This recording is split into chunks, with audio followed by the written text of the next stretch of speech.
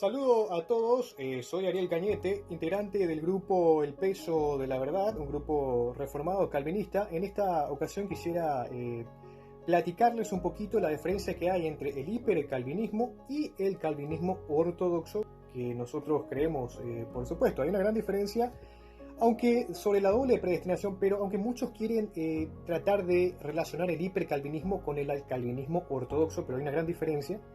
Así que voy a explicar en qué consiste entonces, primeramente, el hipercalvinismo, o como lo llamaba R.C. Sproul, el anticalvinismo. Lo decía R.C. Sproul, por ejemplo. Bueno, el hipercalvinismo lo que quiere definir en primera instancia de que es una doctrina simétrica. ¿Esto qué quiere decir? Una igualdad final. El hipercalvinismo utiliza el argumento que está en Éxodo, donde menciona que Dios endureció el corazón del faraón. Esto quiere decir que ellos utilizan este pasaje para dar a entender de que Dios causa en el hombre natural una incredulidad que le impide acercarse a Dios. En otras palabras, Dios causa en los escogidos el querer creer, como también causa en los no escogidos la incredulidad. Dios es el autor tanto de los escogidos como no escogidos. Ese es el argumento que utilizan los de los hipercalvinistas. Del calvinismo ortodoxo o los reformados en cuestión de lo que es la doble predestinación, que es una idea asimétrica, no es una igualdad final, por supuesto. Lo que viene a decir esto es de que Dios interviene sí en los corazones de los escogidos para generar fe, los asegura de alguna manera para que no se pierdan y puedan, buscar a Dios, le da una ayuda a Dios a los escogidos, dándole ese querer y el hacer. Acuérdense que Dios pone el querer y el hacer. En la cuestión de los reprobos, Dios no interviene en lo absoluto, simplemente lo que hace es pasar por alto de los reprobos, dejándolos en su libre albedrío. Acordémonos que nosotros estamos muertos en pecados, no podemos discernir lo que son las cosas espirituales. Por lo tanto, necesitamos una persuasión del propio Dios para salir, de nuestro libre albedrío, de nuestra carne, que vendría a ser completamente corrupta. Necesitamos una intervención de Dios. Y es lo que hace Dios entonces con los escogidos. Les da una ayuda, le básicamente interviene en sus corazones. No es igual, por eso no es una igualdad final, no es igual con los reprobos. Al reprobo lo deja en su libre albedrío, que de por sí ya está corrupta. No hay necesidad, de que Dios intervenga en los reprobos, porque evidentemente nunca van a buscar a Dios. Entonces, esa es la gran diferencia que existe entre el hipercalvinismo y el calvinismo ortodoxo reformado, que nosotros somos asimétricos. No tenemos una igualdad final, es una final desigual completamente. Lo que vendría a ser esta diferencia es que le quisiera leerlos cómo se diferencia en lo que es un calvinismo ortodoxo y lo que es un hipercalvinismo. El calvinismo ortodoxo reformado básicamente es positivo y negativo, idea asimétrica, desigualdad final.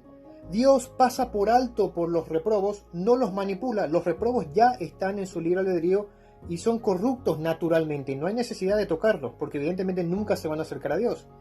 Esta es la postura calvinista ortodoxa. Ahora si nos vamos al hipercalvinismo, que es completamente diferente. El hipercalvinismo vendría a ser positivo, idea simétrica, porque trata de igualar a Dios, que interviene tanto en los escogidos y en los reprobos, cosa que no es así. En el calvinismo ortodoxo no es así, en el hipercalvinismo sí. Igualdad final, Dios obra incredulidad en los corazones de los reprobos. Es lo que cree el hipercalvinismo, y esta es la diferencia básicamente que existe tanto en el calvinismo ortodoxo reformado, que nosotros creemos eso, y el hipercalvinismo, que ya es una exageración total. Bueno, para sustentar básicamente, quisiera darle básicamente estos tres textos que son casi irrefutables, donde habla de una predestinación y una elección antes de la fundación del mundo. En Efesios capítulo 1, versos 4 y 5 dice esto: según nos escogió en él antes de la fundación del mundo, para que fuésemos santos sin mancha delante de él en amor nos predestinó para ser adoptados como hijos suyos por medio de Jesucristo, según, y este es lo que a mí más me hizo entrar a la Reforma, según el afecto de su voluntad, el puro afecto de su voluntad. O sea que es una voluntad exclusivamente de Dios. Es Dios quien elige, es Dios quien escoge, y no hay manera de que a Dios se le pierda una oveja porque Dios mismo lo seleccionó. O sea que es imposible. Y también en Romanos capítulo 9, verso 11 al 13, que dice: pues no había aún hecho bien y mal, esto Jacob y Esaú. Entonces, a ver, Jacob fue escogido básicamente y Esaú fue, aborreció Dios. Pero todavía ellos, tanto Jacob como Esaú, todavía ni hicieron el bien ni hicieron el mal, pero Jacob ya estaba como escogido. O sea, Dios no se basó en las obras de Jacob ni de Esaú. Jacob ya estaba como elegido, como predestinado para que fuera el que va básicamente guiar al pueblo de Israel.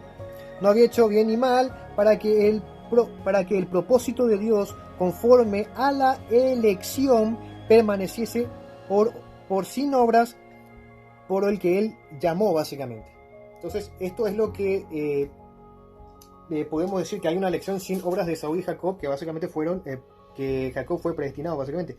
También tenemos Romanos capítulo 8, verso 29, que dice de esta manera: porque a los que antes conoció también predestinó para que fuesen hechos conforme a la imagen de su Hijo, para que Él sea el primogénito entre muchos hermanos. El verso 30 dice: y a los que predestinó, a estos también llamó, y a los que llamó, a estos también justificó, y a los que justificó, a estos también glorificó. Esto está en Romanos capítulo 8, versos 29 y 30. Tenemos entonces una predestinación plena de Dios de parte de los escogidos, exclusivamente electos por el propio Dios según el puro afecto de su voluntad. Espero, hermanos, que les haya gustado esta diferencia entre el hipercalvinismo y el calvinismo ortodoxo reformado. Me despido entonces con la bendición de Dios y hasta otro video posiblemente. Entonces, bendiciones a todos.